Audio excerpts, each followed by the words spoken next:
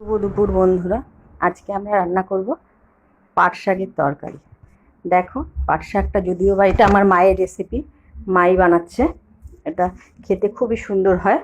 তো এই দেখো, পাট শাকগুলোকে সুন্দর করে শীষ ছাড়িয়ে বেছে নিচ্ছে।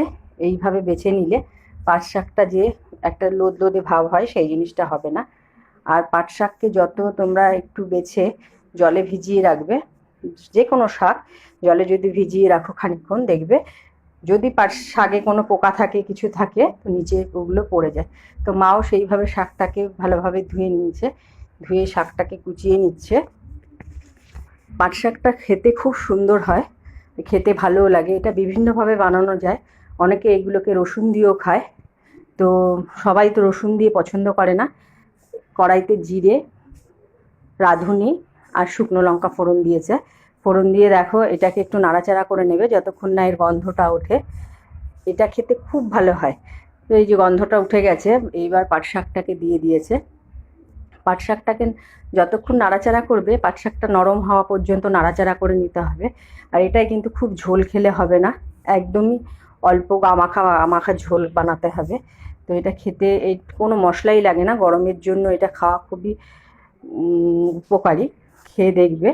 আর এটা যেহেতু সিজনের একখানা সবজি, এটা তো খেতেই হয়। এইসব সবসময় পাট শাক আমরা পাইও না। তো এইভাবে একবার বানিয়ে খেয়ে দেখবে। যারা খেয়েছো তারা তো জানোই কেমন সুন্দর হয়। আর যারা খাওনি তারা অবশ্যই একবার বানিয়ে খেয়ে দেখবে। ভালো লাগলে সেটাও কমেন্টস করে জানাবে, আর ভালো না লাগলে সেটাও জানাবে।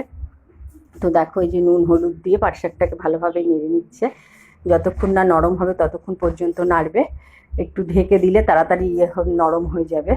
তো যারা যারা খেয়েছো আর যারা খাওনি তারা অবশ্যই আমাকে কমেন্টস করে জানাবে। এই দেখো, নরম হয়ে গেছে। এবার অল্প জল দিয়ে দেবে, ঢেকে দেবে, যাতে পাট শাকটা সেদ্ধ সুন্দর হয়। আমাদের রান্না ব্যাস, আর কোনো মশলাই লাগবে না, রান্না কমপ্লিট। তো যে যেখান থেকে দেখছো অবশ্যই জানিও।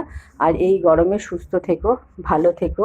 ঈশ্বরের কাছে প্রার্থনা করি যে যেখানে আছো, যেইভাবেই আছো, সবাই সবার পরিবারকে নিয়ে সুন্দর থেকো। দেখো, আমাদের রান্না ডান। তো টাটা।